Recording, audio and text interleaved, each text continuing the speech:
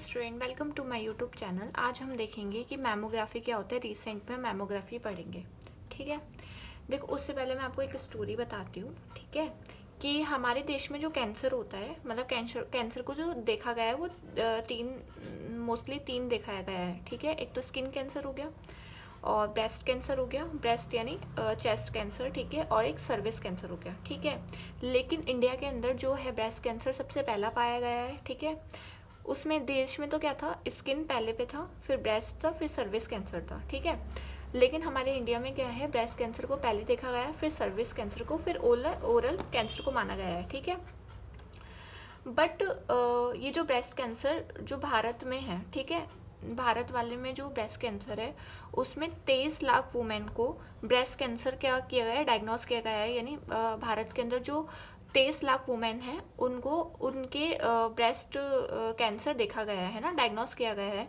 और अप्रॉक्स 8 लाख की फीमेल को क्या हुआ है, डेथ हो चुकी है, ठीक है। तो ऐसा क्यों है कि ब्रेस्ट कैंसर विदेश में तो क्या है, विदेश में तो क्या है सेकंड नंबर पे, लेकिन भारत में क्या है फर्स्ट नंबर पे। ऐसा इसलिए है क्योंकि जो इंडिया के लोग हैं, भारत के जो लोग हैं, वो अवेयरनेस नहीं है इस चीज़ को, ठीक है, डायग्नोस नहीं कर पाते हैं, ठीक है। और अर्ली स्टेजेस जो होती है ना कैंसर की, उसको डायग्नोस नहीं कर पाते हैं। तो लास्ट स्टेज में पता लगते लगते पेशेंट की क्या हो जाती है, डेथ ही हो जाती है ना। तो हम ब्रेस्ट कैंसर को डायग्नोस कर सकते हैं, ठीक है। तो कैसे कर सकते हैं, ऐसे कई कई मेथड्स होते हैं, ठीक है। जैसे मेथड हो गया सीटी हो गई, एमआरआई हो गई, यूएसजी हो गया, एक्सरे ब्रेस्ट हो गया। इनसे क्या कर सकते हैं, हम ब्रेस्ट कैंसर को डिटेक्ट कर सकते हैं। अगर किसी महिला को ब्रेस्ट कैंसर है तो हम डिटेक्ट कर सकते हैं। उसी आधार पे आज ही हम पढ़ेंगे मैमोग्राफी। मैमोग्राफी भी एक मेथड है जो कि ब्रेस्ट कैंसर को डिटेक्ट करने में काम आती है, ठीक है। अब बात करते हैं मैमोग्राफी। मैमो यानी, मैमो का मतलब होता है मेमोरी ग्लैंड। अगर आपने ब्रेस्ट की एनाटॉमी पढ़ी तो आपको पता होगा कि मेमोरी ग्लैंड क्या होती है, ठीक है। और ग्राफी क्या होती है, स्टडी, यानी वो मेथड जिसके अंदर मेमोरी ग्लैंड की क्या की जाए, स्टडी की जाए, उसको हम क्या बोलेंगे, मैमोग्राफी बोलेंगे, ठीक है। ये जो टॉपिक है वो डीआरटी फर्स्ट और सेकेंड ईयर में पूछा जाता है, ठीक है। तो आप इसको अच्छे से रटी लेना, ठीक है। और ये बड़े क्वेश्चन टाइप में पूछा जाता है, 20 नंबर पे, 10 नंबर में, 5 नंबर में कभी नहीं पूछा गया कि मैमोग्राफी क्या होता है, ठीक है। अब बात करते हैं कि मैमोग्राफी, देखो, जब ब्रेस्ट फीडिंग जो वुमेन जो होती है ना, वो अपने बच्चे को क्या करती है, मिल्क पिलाती है, दूध पिलाती है, ठीक है। और जो मिल्क होता है उसमें क्या होता है, कैल्शियम होता है। वो कैल्शियम बच्चों को क्या करता है, पौष्टिक प्रदान करता है, ठीक है। और कैल्शियम कभी कभार क्या होता है, पौष्टिक प्रदान करता है, तो वो कैल्शियम जो होता है ना, जो मिल्क के अंदर होता है, वो मदर की मेमोरी ग्लैंड में जाके डिपॉजिट हो जाता है, ठीक है। अब ब्रेस्ट जो है फीमेल के, वो किससे बने होते हैं, सॉफ्ट टिश्यू से। तो सॉफ्ट टिश्यू क्या होता है, धीरे धीरे जैसे कैल्सिफिकेशन इकट्ठा होने लग जाएगा मेमोरी ग्लैंड के अंदर, तो धीरे धीरे क्या होंगे, वो हार्ड होना लग जाएंगे, ठीक है। यानी सॉफ्ट टिश्यूज होंगे, हार्ड हो जाते हैं, ठीक है। तो वुमेन क्या करती है, श्योर करने के लिए क्या होती है, डायग्नोस करने के लिए, अपना चेस्ट डायग्नोस करने के लिए क्या होती है, हॉस्पिटल आती है। और वहाँ पे क्या होते हैं, कई कई मेथड्स यूज़ करके, और ब्रेस्ट कैंसर तो नहीं है, या फिर उसके ब्रेस्ट को क्या किया जाता है, डायग्नोस किया जाता है, ठीक है।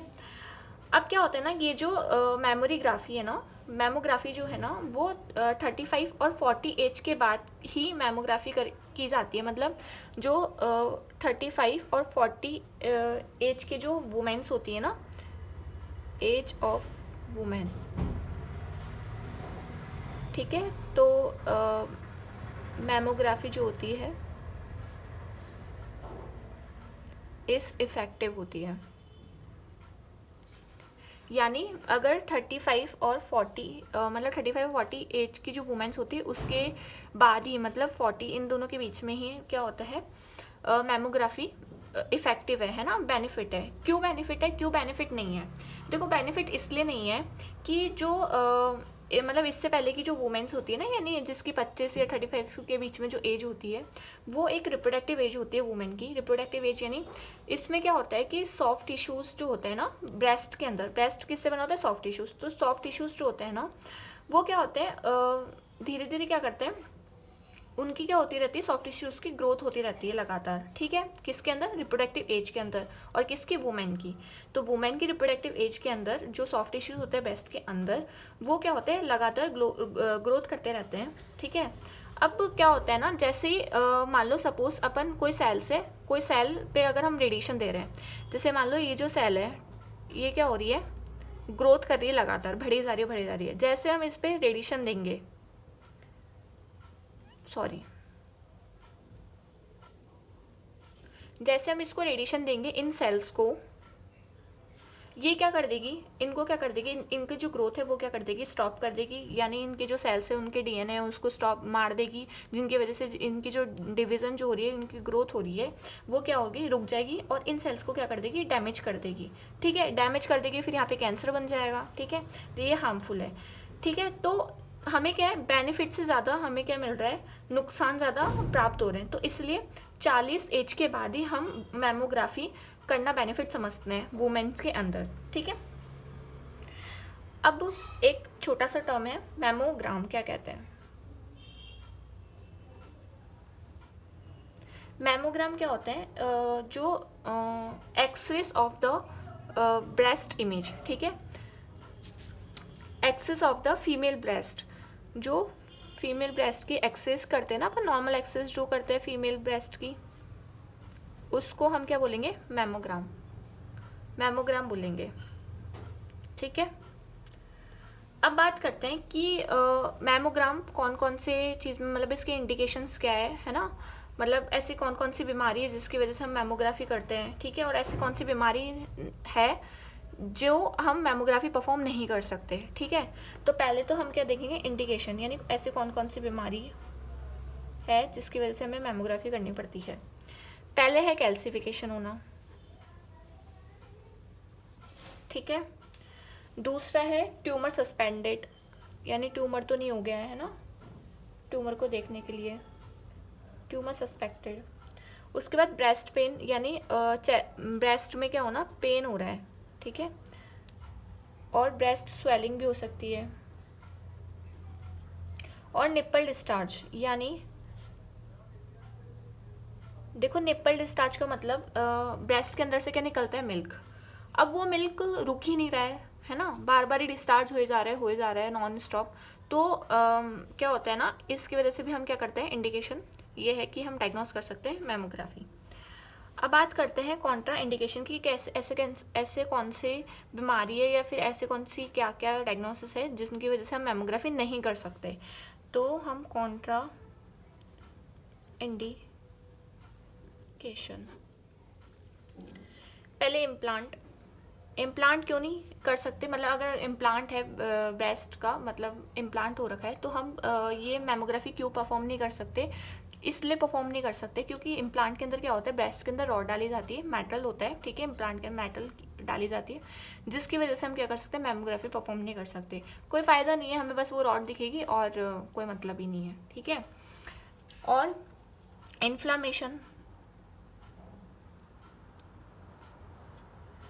तीसरा है सीवियर निप्पल डिस्चार्ज। अगर बहुत ज़्यादा डिस्चार्ज हो रहा है ना, तो हम क्या कर सकते हैं, हम क्या करते हैं, मैमोग्राफी परफॉर्म नहीं कर सकते। अगर ज़्यादा ही क्या हो रहा है, निप्पल डिस्चार्ज हो रहा है, तो हम मैमोग्राफी परफॉर्म नहीं कर सकते। और reproductive age, within reproductive age अगर हो किसकी, वुमेन की, विदिन किसके अंदर, कितनी, 15 से 35 एज। ठीक है, तो उसके अंदर हम क्या कर सकते हैं, मैमोग्राफी परफॉर्म नहीं कर सकते। What it. अब हम देखते हैं कुछ एनाटमी। ठीक है, कि मैमोग्राफी मतलब ब्रेस्ट की एनाटमी पढ़ते हैं हम, थोड़ा देख लेते हैं। तो ये तो मैंने क्या कर दिया, इसमें लिख देती हूँ एनाटमी।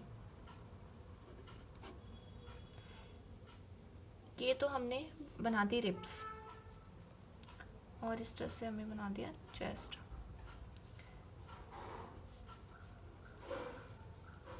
ये तो हो गई बच्चों रिब्स। ठीक है, इस तरह से हाँ, और ये हो गया निप्पल। ठीक है, इस तरह से क्या होती है, एक टिश्यूज़ की लेयर होती है यहाँ पे भी और यहाँ पे भी। इसको हम क्या बोलते हैं, फाइब्रस टिश्यूज़। ठीक है, इस तरह से होती है, एक और लेयर होती है।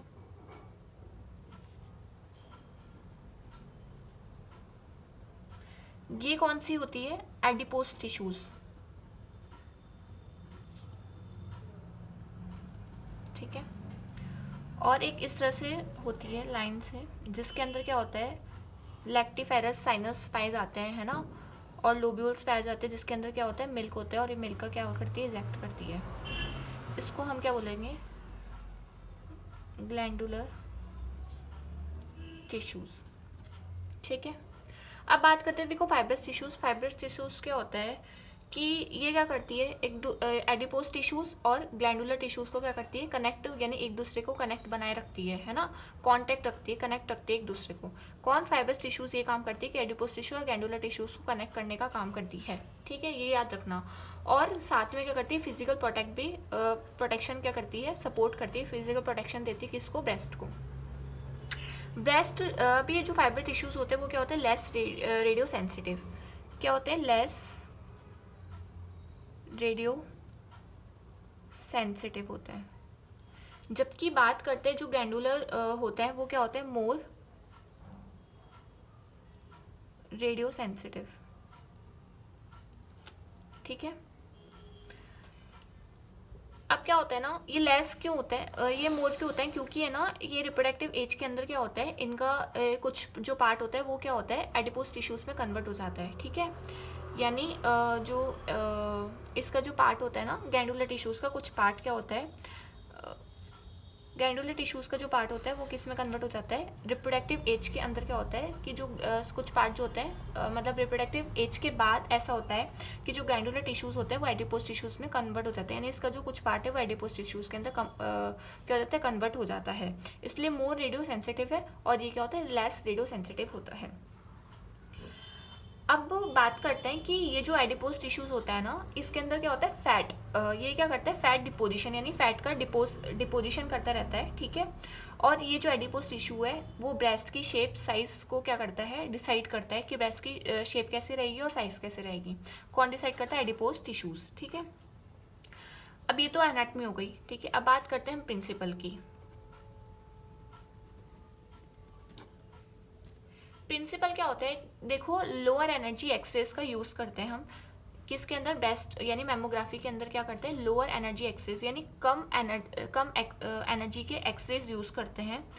जो नॉर्मल डायग्नोस्टिक एक्सरेज में यूज किया जाता है ना, उससे कम लोअर एनर्जीज होती है, ठीक है। तो इसमें हम लिख सकते हैं, use the lower energy x-ray than normal diagnostic x-ray. और ये क्या देते हैं, हमें एक बेटर इमेज क्वालिटी फॉर्म करते हैं, ठीक है। ये जो लो एनर्जी एक्सरेज जो हैं वो क्या करते हैं, एक बेटर इमेज क्वालिटी भी देते हैं, give the better image quality, ठीक है। इसका प्रिंसिपल हो गया कि लो एनर्जी एक्सेस क्या करते हैं, यूज़ करते हैं, और जो कि क्या होते हैं, लो किससे होते हैं, जो नॉर्मल डायग्नोस्टिक एक्सरे उससे भी लो होता है। अगर हम कंपैरिजन करें नॉर्मल डायग्नोस्टिक एक्सरे, अगर आपने एक्सरे करे हो तो आपको पता होगा, ठीक है। तो उसमें जो एक्सरे होते हैं ना, उससे भी कम एनर्जी के एक्सरेज होते हैं, ठीक है, और बेटर इमेज क्वालिटी हमें प्रोवाइड कराते हैं, फॉर्म करते हैं, ठीक है। अब हम नेक्स्ट लेक्चर में क्या पढ़ेंगे कि मेमोग्राफी के कंपोनेंट्स क्या होते हैं, ठीक है। मेमोग्राफी काम कैसे करती है, उसमें क्या क्या, उस मेमोग्राफी की जो मशीन होती है उसमें क्या क्या होता है, ठीक है। तो वो हम नेक्स्ट लेक्चर में देखेंगे। आज का लेक्चर यहीं ख़त्म होता है, ठीक है। अगर आपको इसके नोट्स चाहिए तो मैंने कम्युनिटी में पोस्ट कर रखे हैं, ठीक है। तो कुछ नहीं है, सिंपल सा है, इंडिकेशन है, कॉन्ट्रा इंडिकेशन है, एनाटमी और प्रिंसिपल है, ठीक है। तो thank you for watching my video.